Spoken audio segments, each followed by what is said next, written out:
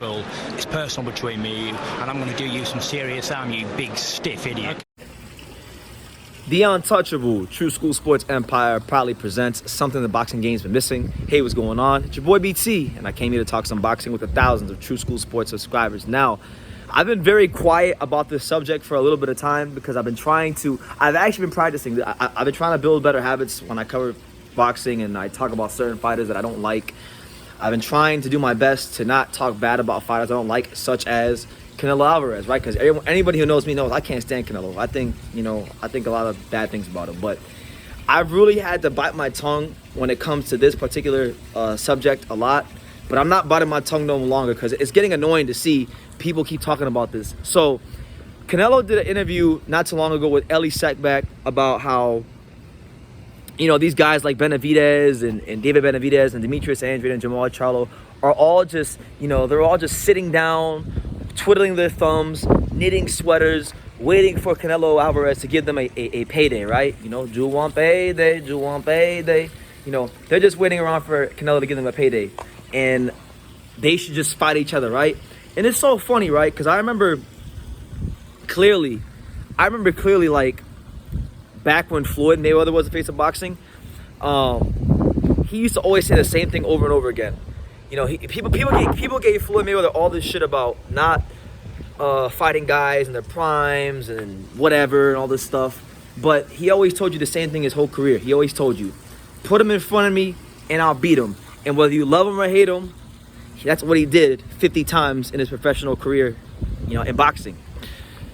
So it's a completely different attitude from Canelo. It's different, And the crazy thing about the whole statement where he says, like these guys like Andrade, Benavidez, and Charlo, they all got to fight each other, right? And I'm not even saying I'm against it, but I think it's bullshit because it's not even true. Like, Benavidez ain't waiting for a Canelo payday. Demetrius Andrade ain't waiting for a Canelo payday. Jamal Charlo ain't waiting for a Canelo payday. Let's be real here. Let's be honest.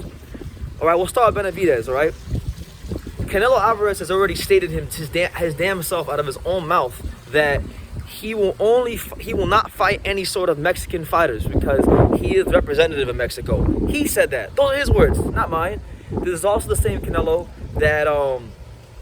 that pretty much said that David Benavidez has nothing to offer him, which is ridiculous because David Benavidez offers a lot. I'll tell you what Benavidez offers Canelo. He offers the fight that the people want to see the most.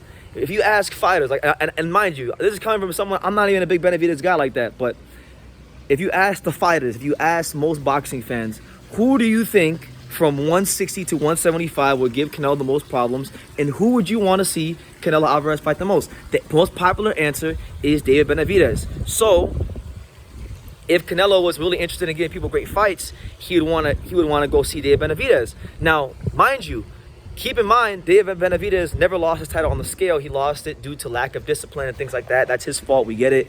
We know that's not Canelo's fault. It's his fault. But, there is this narrative floating around out there that Canelo only wanted to go undisputed because Benavidez didn't have a belt. And Benavidez is one of the top guys at 168.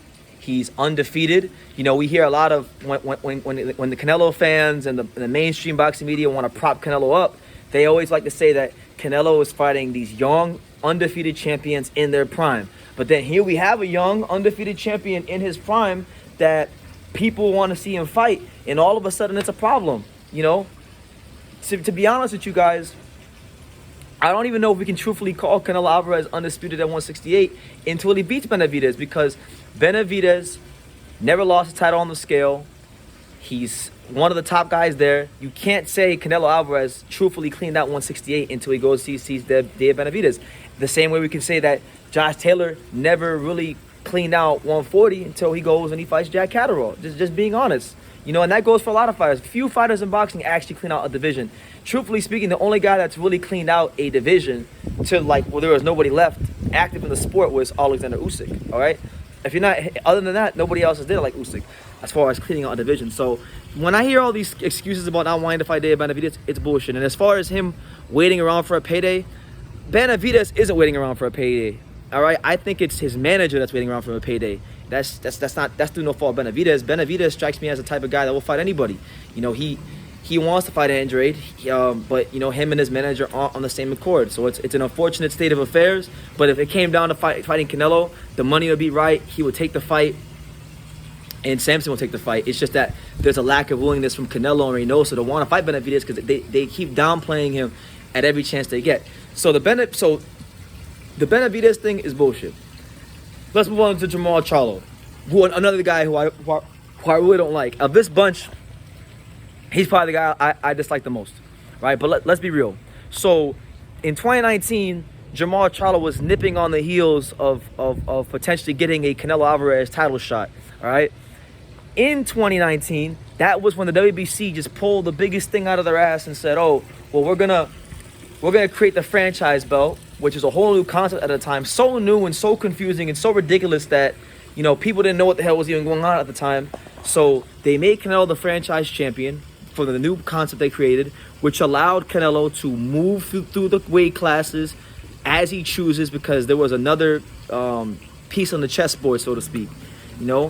Charlo thus in turn got elevated from interim champion to the champion. Okay, he didn't even win the belt. He got elevated to champion, which is crazy because if he was WBC interim champion and Canelo was WBC champion, then that's basically he's the mandatory. So the fight never happened. I know there was the video where Jamel came out and said that Charlo turned down a contract, and people say, oh, well, Charlo ducked Canelo. And it could be interpreted as that if it's the case, but the reality is this. You don't know the terms of the contract. I don't know the terms of the contract. So it is what it is. He was rumored to fight Charlo. It didn't happen. That's a fight that could have happened within the last 3 years or so. For whatever the case may be, it's a fight that he's never looked into, or never got over the line and finalized. So, I don't think Charlo is waiting for a payday either. I think if Canelo came knocking on his door, he'd fight him. Now, getting back to Demetrius Andrade, right? Demetrius Andrade, I've documented this plenty of times. We know that Canelo Alvarez doesn't believe in himself enough to fight Demetrius Andrade. You can say he'd beat him or that he would lose or win again. It doesn't matter whether he win or lose. He doesn't want to get in the ring. He doesn't want to get in the ring with him. And you can't say he's never had anything to offer Canelo because, we know in the past he had the belt at 160. There was a period of time when he had the belt, when Andrew had the belt at 154, and Canelo was busy, playing with James Kirkland and whatnot. So there's been opportunities to make that fight happen. There's been 4 occasions in which Canelo Alvarez has said that Andrade is either a boring or horrible fighter. Late 2019, late 2019. Then you had the horrible fighter thing in Texas after the Saunders fight. Then you had when he said it with me. It's like 3 or 4 times he's downplayed the guy and made every attempt to discredit him as a fighter because he doesn't want to be in there with that style. And then the sad part is people say Andrade doesn't sell, Andrade doesn't do this, but the thing is this: it doesn't matter if Andrade or Charlo or Benavidez or Yildirim or Fielding or whoever the fuck Canelo wants to fight. It doesn't matter if they sell, because if he's the quote-unquote face of boxing and he's moving all these numbers and he's selling all these tickets, he can carry a show on his own. He fought Avni Yildirim in my hometown, in South Florida, in Miami, okay, at the Dolphin Stadium, and he sold like 14,000 tickets, which is pretty good when you consider that he's fighting Yildirim in Miami, a place with a lot of things to do, and it's very hard to sell tickets in South Florida, because there's a lot of things to do. So he can sell. He doesn't matter. The opponent's drawing power doesn't mean anything to Canelo, all right? Andrade is one of the top fighters out there. He's been one of the top fighters out there for a long time. It's been like, he's been champion, since for the better part of a decade now. You can't say he's horrible. Anybody who can stay a world champion, regardless who they're fighting for, the better part of a decade, that guy is not a horrible fighter. So, should these guys fight each other? Yes, I would like it.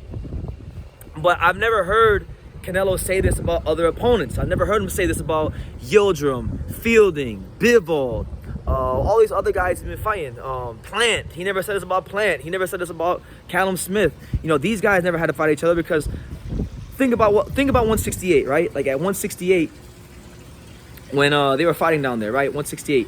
Before he got there, Benavidez wouldn't fight Plant because of Samson. Smith didn't fight really any of these guys.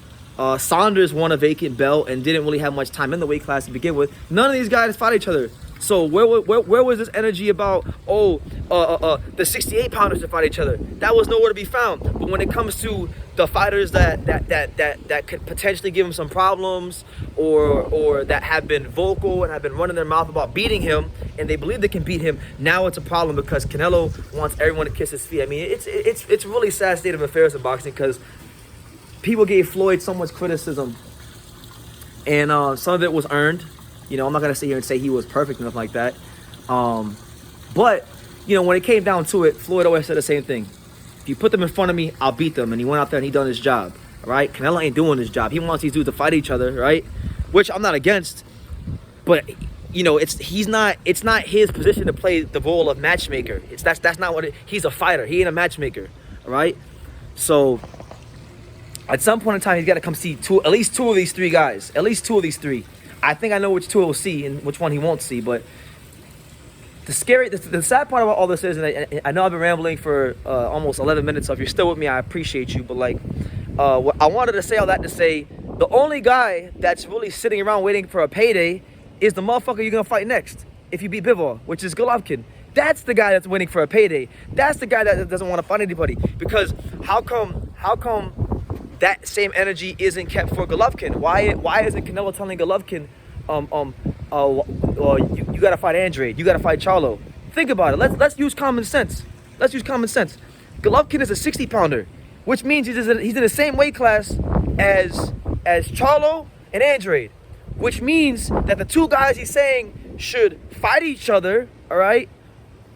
Golovkin could have been fighting, but the energy is not kept for Golovkin as it is for Andrade and Charlo. So it's a clear double standard. It's a clear bullshit double standard. And I'm getting sick of people, from whether it be fans, and I'm really getting sick of it from the boxing media. You mainstream boxing media people that I see on Twitter, at these fights, that want to get on your knees and you want to suck up to Canelo because you think you'll get in his good graces and he'll give you an exclusive. You keep sucking up to him, agreeing with everything you're saying. And the sad part is a lot of these people, I'm not going to name no names, but a lot of these people are powerful people in the sport as far as shaping the perception of what fans see. And, you know, it's just really sad because people take what these reporters say, the top ones, you know, people like Coppinger and these guys, and they run with it. They run with what they say, and then you start hearing all this stuff. And it's just hypocritical because Golovkin is in the same weight class as Charlo and Andrade.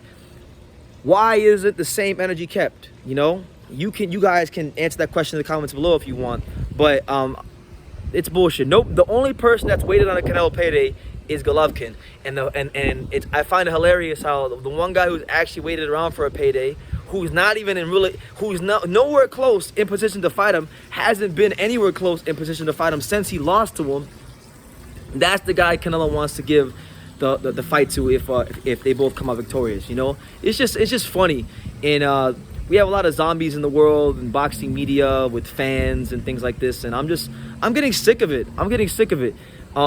I would like to see Benavidez versus Andrade. I would like to see Benavidez versus Charlo, or Andrade versus Charlo. I'm not against those fights, but don't sit here and tell lies to the people and then be a hypocrite. And then the one guy who's actually sitting around doing nothing is the guy that you want to give the payday to, or to give the fight to. I'm not gonna say payday, the fight, because at the end of the day, that's what this is. This is a fight. But yeah, that's my thoughts on that. I've been rambling for too long. You guys leave your comments down below. Take the time to subscribe. And like I say in every single one of these videos, you can love me or you can hate me. But I'm just a kid from Daniel. So until next time, take care, guys. Thank you for watching another video on True School Sports, the home of boxing. If you made it this far, do me a favor and do yourself a damn favor. Hit that subscribe button and surely you will not be disappointed. You know, True School Sports bringing you the latest and greatest, the untouchable, you know, boxing content, interviews, news videos, breakdowns, live fight reaction extravaganza. We've got a great community of people here, boxing fans all over the world, from America to the UK to Australia, and on and on and on. So join the empire today. Hit that subscribe button. Take care and God bless.